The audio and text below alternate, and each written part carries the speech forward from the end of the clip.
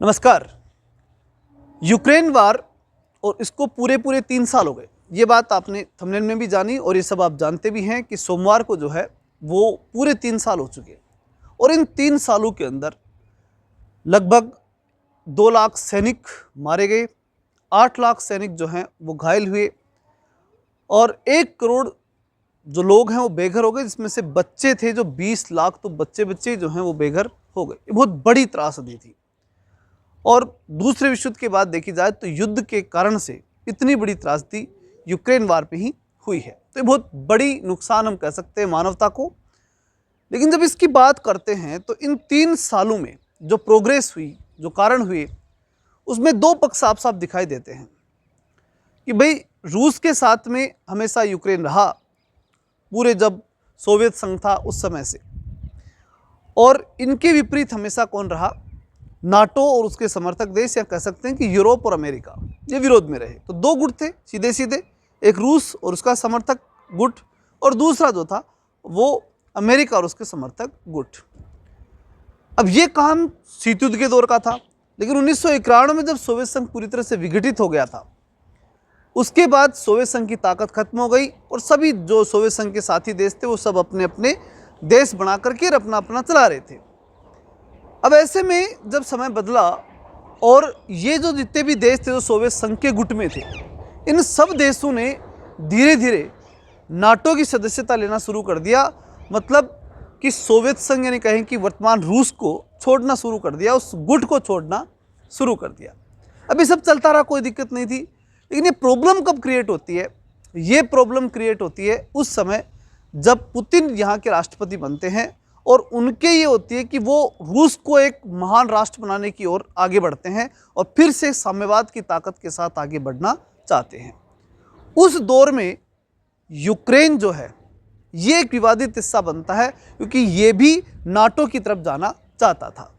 और इस दौर में ही कि जब वो यूक्रेन नाटो की तरफ जा रहा था, उस दौर में रूस ने इसके ऊपर अटैक किया और ये युद्ध हो गया। ये एक साधारण घटनाक्रम है।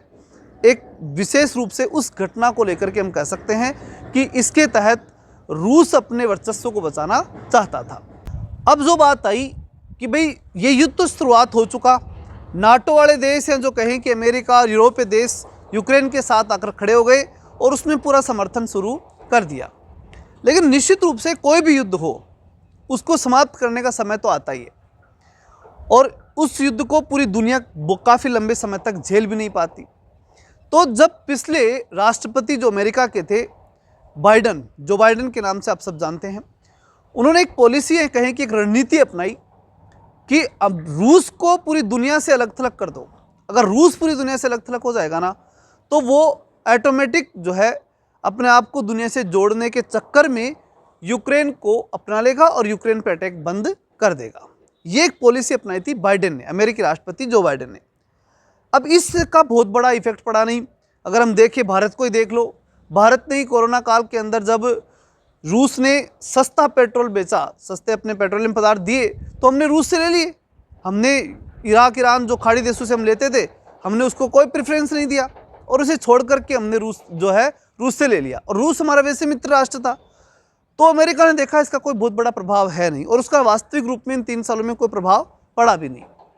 अब ये जो चुनाव थे, इन चुनावों के अंदर ट्रंप ने पहले ही वादा कर दिया था कि मैं इस यूक्रेन वार को समाप्त कर दूंगा, और इस बात को लेकर के उसने स्पष्ट कह दिया था कि मेरी एक ऐसी पॉलिसी है कि मैं इस युद्ध को समाप्त करूंगा। अब बात आती है कि वो पॉलिसी क्या थी, तो उस समय तो कोई नहीं बताएगा चुनाव से पहले तो। लेकिन अब जो पॉलिसी सामने आई तो वो ये थी कि उसने तय कर लिया, ट्रंप ने चुनाव जीतने के बाद, अब हाल ही के दिनों में जो गतिविधियां उसकी हो रही हैं उनमें, कि भाई जेलेंस्की को अलग करो, जेलेंस्की को अलग थलग कर दो। क्योंकि रूस अलग थलग करने से कुछ फर्क नहीं पड़ने वाला, बहुत बड़ा देश है, ताकतवर देश है, कोई फर्क नहीं पड़ा। जेलेंस्की यानी जो यूक्रेन है वो छोटा देश है, और छोटा देश होने के कारण से बहुत ज़्यादा दिन तक सर्वाइव कर नहीं पाएगा। इसको दुनिया से अलग थलग करो। अब अलग थलग कैसे करें? तो सबसे पहले तो अमेरिका ने अपनी तरफ से ये कह दिया कि भाई हम ही इसको क्या नहीं देंगे, अब कोई सैनिक सहायता नहीं देंगे, अब इसको अलग करेंगे, मतलब इसे सहायता देना बंद करेंगे। और यूरोप के जो देश दे रहे हैं उनको भी अपनी तरफ लेने का अमेरिका ने प्रयास कर लिया। और इसके तहत अभी हाल ही में सऊदी अरब, जो रियाद, सऊदी अरब के अंदर रियाद है, वहाँ एक मीटिंग हुई इस विषय को लेकर के, तो डायरेक्टली अमेरिका ने सीधे इन सब यूरोपीय देशों को छोड़ छाड़ के यूक्रेन को भी छोड़ दिया और सीधे रूस से संपर्क साध लिए और इस यूक्रेन वार को समाप्त करने के लिए बातचीत शुरू कर दी।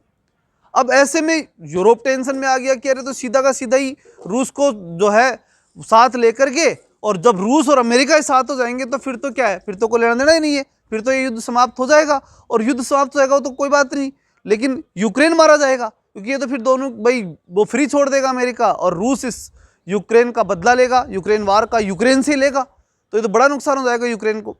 तो इसलिए जो भी यूरोपीय देश थे, जिसमें विशेष रूप से फ्रांस और ब्रिटेन, जिसमें मैक्रो बहुत तीव्र गति से अमेरिका से जो है बराबर संवाद कर रहे हैं, और संवाद ही नहीं कर रहे बल्कि खुल करके उससे बातचीत कर रहे हैं, जुबानी जंग लड़ी जा रही है फ्रांस और अमेरिका के बीच में।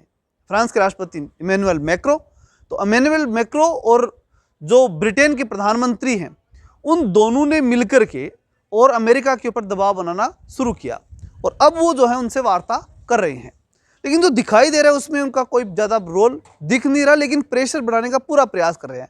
अब प्रेशर किस लेवल का बन रहा है भाई, यूरोपीय देश किस प्रकार से अमेरिका पे प्रेशर बनाने, क्योंकि देखो ये बात भी हम सब जानते हैं, अमेरिका भी यूरोपीय देशों को छोड़ नहीं सकता, ये मजबूरी है, काफ़ी लंबे समय से उसके साथ है, लोकतांत्रिक देश हैं, अमेरिका की जो पब्लिक है वो यूरोप से बहुत ज़्यादा टच है, बहुत अपनाती है, ये सारी चीज़ें प्रॉब्लम क्रिएट करती है। अगर वो यूरोप को छोड़ता है तो यूरोप को छोड़ तो नहीं सकता अमेरिका, तो इसलिए फ्रांस के राष्ट्रपति मैक्रो अमेरिका पहुंचे हुए हैं, ब्रिटिश प्रधानमंत्री जा ही रहे हैं थोड़े दिन में, और जो वार्ता निकल के सामने आई वो बड़ी इंपॉर्टेंट है, जिसको अगर हम जाने तो ये क्लियरली समझ में आता है कि क्या अमेरिका यूक्रेन वार को समाप्त कर पाएगा या नहीं कर पाएगा।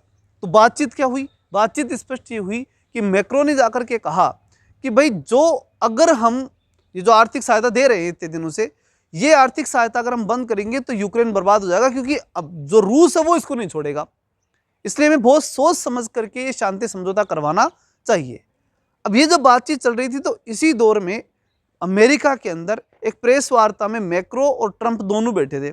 वहाँ पर किसी प्रेस वाले ने पूछ लिया कि भाई आप जो इसके अंदर जो रणनीति बना रहे हैं उसमें किस प्रकार की रणनीतियाँ हैं, तो जो ट्रंप है उसने कह दिया कि भाई आज तक यूरोप ने जो आर्थिक सहायता दी किसको, यूक्रेन को, वो उधार के रूप में दी थी, अब उधार के पैसे हैं तो धीरे धीरे यूक्रेन वापस इनको चुका देगा, और हम लोगों ने दी थी उसका हम बाद में हिसाब किताब देख लेंगे। तो इस बात को तुरंत रोका किसने, मैक्रो ने।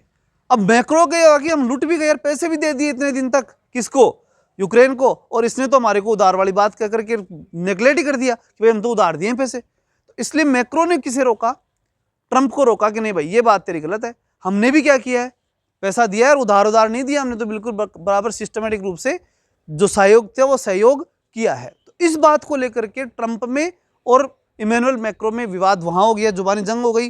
और पहले ही, क्योंकि ट्रंप के विरोध में पहले से ही मैक्रो अपने देश में ही कहते आ रहा था कि भाई दुनिया के सामने ट्रंप पुतिन से कमज़ोर हो गए अगर ये फैसला लेते हैं। तो भाई क्या फैसला, ट्रंप किसके साथ जा रहे हैं, किसके पास जाए चल करके, पुतिन के पास शांति समझौता कराने के लिए, और किसको पीछे डलवाना है या पीछे करवाना है, यूक्रेन को। तो ऐसे में कमज़ोर तो अमेरिका ही पड़ा अगर वैश्विक दृष्टिकोण से देखें तो फ्रांस के राष्ट्रपति इमैनुअल मैक्रो ने पहले ही घोषणा कर दी थी कि अगर ये फैसला करता है ना ट्रंप, तो ट्रंप जो है वो पुतिन से कमज़ोर दिखाई देगा और वैश्विक स्तर के ऊपर अमेरिकी राष्ट्रपति रूस के राष्ट्रपति से कमज़ोर दिखाई दे जाएगा।